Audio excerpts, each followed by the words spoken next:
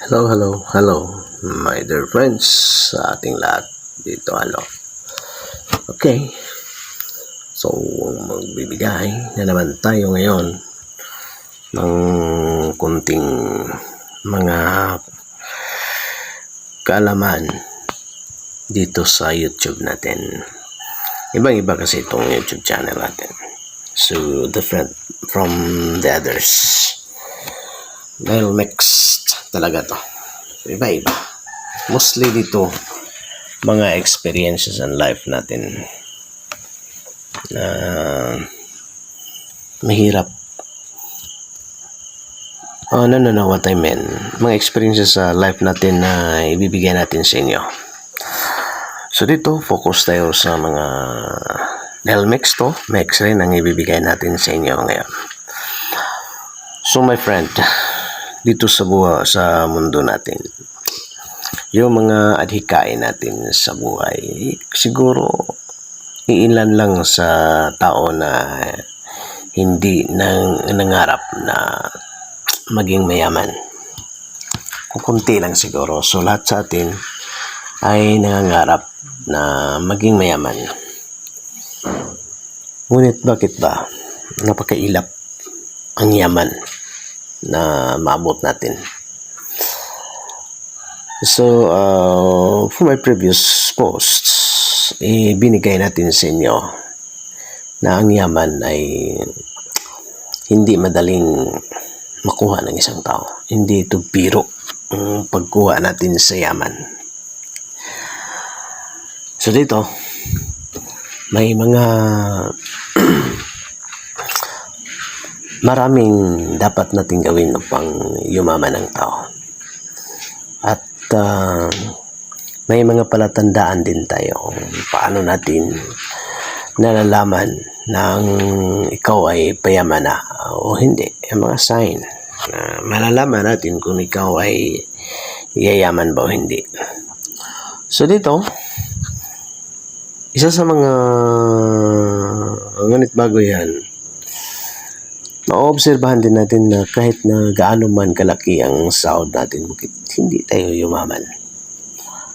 Bakit hindi ka yumaman? Bakit naubos yung pera mo? Well, yung iba, nagsisimula lang yan sa little amount. Yung iba, yung kakilala ko when I was in Baguio City, when we visited Baguio City for just only 1 week there, staying there, we happened to meet a new friends there in Baguio City, a friend of our friend. Then we discussed thing about richness dahil napakayaman niya doon sa Baguio. So yung kapital nga na dala nila doon nung pumunta sila sa Baguio is just only, if I'm not mistaken, 12,000 papunta nila sa Baguio. Ngunit bakit ba sila yumaman doon? Yun lang kapital dala nila. Ngayon, napakalaki ang nila. Napakalaki ang pinaparintahan na nila sa tao. Yung mga tao doon nagrerenta sa mga kung nagrerenta sa kanilang business, meaning sila ang may malaking yaman doon sa Baguio. So ipinasyal nila kami sa mga magagandang pasyalan doon sa Baguio. Halos napuntahan namin yung mga magandang places there in Baguio City. So dito, ganyan ang yaman kung para talaga sa iyo. Kahit sa kunting kapital, yayaman ka. Ngunit ang iba, bakit ang laki-laki ng kanilang sahod? Both ang asawang babae at asawang lalaki ay malaki ang sahod, ngunit bakit hindi sila yumaman? Dahil dito, my friend, sasabihin ko lang sa inyo, ang pagyaman ay hindi madali. Hindi madaling maabot ang pagyaman. maraming mga factors ang pagyaman. Unang-una dyan, yung partner mo. Partner mo kahit na gaano mo itinuro sa partner mo pag ayaw gumawa, hindi ka talaga yayaman. Yan. Pag yung partner mo ay extravagant, spend trip, palagastos. Yan, ibig sabihin. Magastos, gastuso. Yan, hindi mo maabot talaga ang yaman. Hindi marunong humawak ng pera, kahit gaano kalaking pera mahawakan o ubusin yun, hindi ka talaga yayaman. So yan ang mga factors sa pagyaman ng tao. Kahit kukunti lang yung kapital mo, pag may magandang humawak nito, okay, tendency na yayaman ka, ngunit hindi lang yun. Marami talagang mga factors na dapat nating gawin. Dapat gawin ng isang tao pang siya ay yayaman. Okay. So dito, kung gusto ko talagang yumaman ka, focus ka sa pagyaman. Maraming mga itinuro dyan sa ngunit ay tinuro dyan sa YouTube. Ngunit may mga iba dyan na instead na yayaman ka, the more na nalulugmok ka. Yan. Yung sinabi nila na magdala kayo ng kaysa sabihin ko lang sa inyo yung mga mali na tinuro nila. Yung sinabi nila na magdala ka ng mag-asin, maglalagay ka ng asin sa every corner sa bahay mo. Yun ay nagdadala sa atin ng kahirapan. Yan. Huwag ko lang sasabihin sa inyo kung ano ang katotohanan dyan. Nagdadala yan ng kahirapan ng tao. Basta't asin ang pag-usapan mo, nagdadala yan ng kahirapan ng tao. So, beware kayo dyan dahil sa mayroon silang itinuro na hindi naman nila alam yun. Bakit? Huwag ko lang sasabihin din sa inyo na kung bakit. Lalong-lalo na paglagi kang nagdadala ng asin. Nagdadala talaga yan ng malas sa buhay mo. So, yan. So, maraming mga itinuro dyan. That's why, ang pagyaman, kahit uubusin mo yan lahat mga tinuro nila. Ngunit ang real na katotohanan sa pagyaman hindi talaga nila itinuro dyan Naubos ko na yung, halos maubos ko lahat ng mga itinuro nila. Ngunit ang real na katotohanan sa pagyaman ay hindi dyan. Ngunit mayroon namang iba dyan na nakatutulong. Ano ba? Ano ba ang nakatutulong dyan sa kanila? Yung to have your positive mindset, isa yan sa nakatutulong. Ngunit hindi talaga yun. Hindi talaga yun ang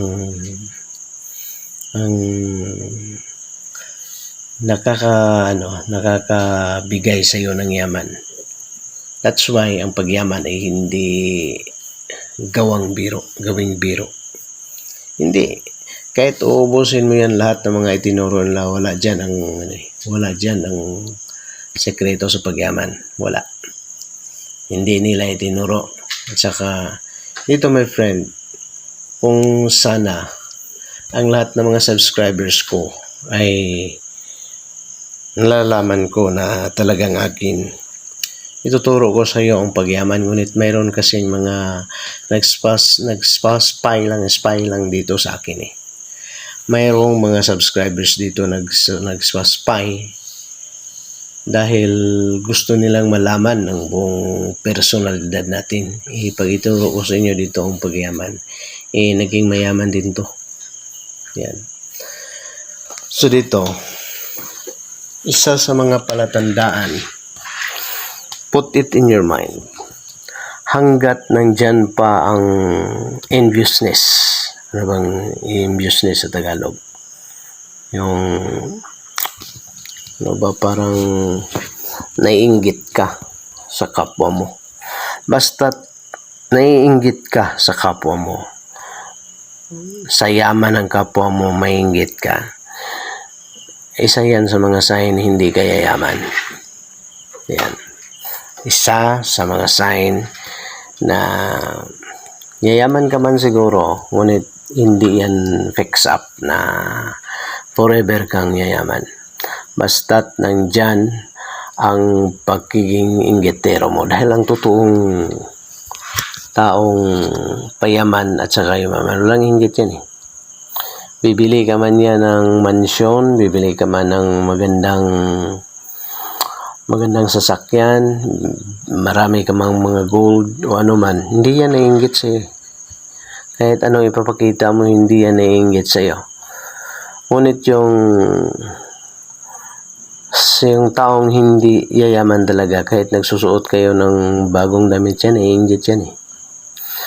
So yan ang mga palatandaan sa tao na hindi yayaman.